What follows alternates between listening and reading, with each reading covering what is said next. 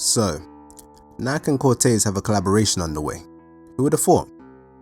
While you man were doing up Tech Fleece Titans versus Cargo Crusaders, the main brands behind the wardrobe wars were linking up. A Nike Cortes collab may seem like a match made in heaven to some, but I personally didn't see it happening. Just the other day the two brands were at odds. Let's take a look into the beef before the collab. But first, let me quickly introduce myself. I'm Jasper Mitchell, founder of 7 Figures, aka Figures. Figures is a media platform dedicated to championing UK street fashion and sharing Black British culture with the world. If you enjoyed the content, hit the subscribe button and let me know in the comment section what else you want me to cover.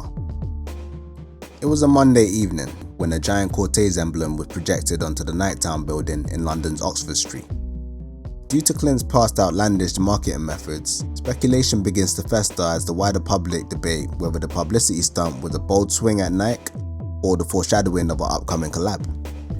2 days after the projector incident, a man like Clint419 takes to social media to confirm a Nike Cortes collaboration, marking the moment with an iconic solo portrait in front of Nighttown. As I mentioned earlier, I didn't think this collab was likely to happen. Nike literally took legal action against Clint in the past. Unsurprisingly, Nike came out on top and Clint was even ordered to pay them. Before the legal action, Clint began to develop the concept of Cortes in 2017 and started selling Cortes clothing online in March of 2018, starting with these 2 sweaters.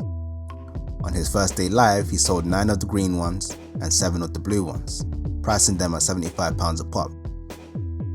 In December of 2018, he applied to register the now iconic Cortes Rules the World logo, featuring the Cortes emblem, which, if you didn't know, is a silhouette of San Francisco's ominous Alcatraz Island, where infamous crime figures like Al Capone and Machine Gun Kelly were once imprisoned. On the 15th of March 2019, Clint's trademark was officially registered, and he continues business as usual, heavily pushing the Cortes Rules the World branding, as well as the italic style Cortes inscription.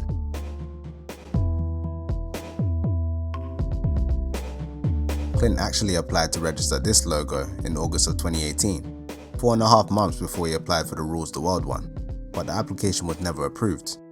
You'll see the likely reason why in a minute. Anyway, in August 2019, Clint holds one of Cortes' most historically significant pop-ups in Soho, which attracted approximately 50 loyal supporters. That's a tiny fraction of what a Cortes pop-up currently attracts, but the seed was planted, and Cortes began to captivate the minds of an ever-growing mob of followers. The brand was really starting to take off, and Clint's vision of ruling the world was beginning to materialize before his eyes. Nike takes action against Clint. Heading into 2020, Cortes was steadily picking up momentum in its rise. As the pandemic began to take set on the UK, many businesses were faced with economic uncertainty, but it wasn't just the pandemic that was on Clint's mind. On the 6th of March 2020, just 2 weeks before the entire country goes into lockdown, Clint gets a rude awakening as Nike's legal team file an application to invalidate his trademark. Why? Nike argued that the brand name Cortes was too similar to the name of one of their most popular sneakers, the Cortes. If successful, Clint's trademark would be removed from the register as if it had never been there. Now, before you say Nike were reaching or just being petty, consider this. Both Nike and Cortes sell clothes, and Cortes is just 1 letter away from Cortes. I've heard people pronounce Cortes as Cortes many times, especially when the brand was just starting to get on the map and people would see the name more than they would hear the pronunciation.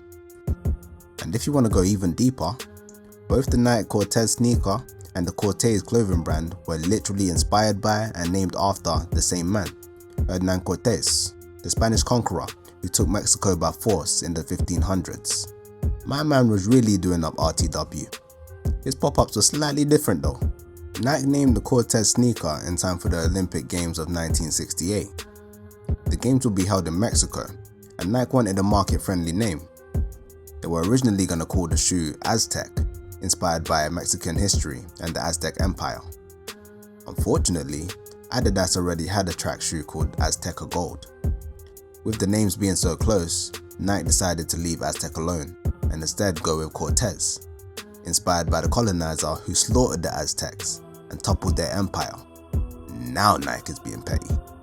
Anyway, Nike presented their case to Britain's Intellectual Property Office. They basically alleged Clint would be free-riding off their hard-earned reputation. The document read, the proprietor would secure a commercial advantage, benefiting from the applicant's reputation without paying financial compensation, and would therefore be likely to take unfair advantage. A year later, on the 16th of March 2021, a decision had been met. Nike was successful. Clint had to pay £1,850 towards their legal fees, and his highly demanded Cortes ruled the world trademark was immediately made invalid and removed from the register. As mentioned earlier, the italic style logo never even managed to get approved, and I believe it was due to the closeness of the word to Cortes and the lack of distinctive details. Now, Cortes' most significant brand imagery was no longer trademark protected, and continuing to use it could land Clint in a lawsuit for trademark infringement. What would Cortes do? Clint was stuck between a rock and a hard place. I imagine it was at that point he asked himself, what would Cortes do? Well, legend has it, when Cortes sailed to Mexico, he had his men burn the ships behind them. That way retreating was not an option. By the looks of things, that's the exact energy Clint embodied. He continued marketing Cortes unapologetically, and didn't stop selling clothes featuring the freshly forbidden logos. But wait a minute, remember when Clint sued No Sauce Bride for reselling Cortes clothing? Hey again guys, funny story. I'm getting sued by Cortes. Hi, do you not sell Cortes anymore? Or am I being stupid and can't find it on the website? No, Alicia, don't worry, you're not being stupid. I just had to take everything off of my website. How's that possible if he doesn't own the trademark? And how did Clint manage to secure a collaboration with Nike after boldly infringing on their Cortes trademark repeatedly? This is a brand new channel, so I'll drop part 2 when we reach 100 subscribers.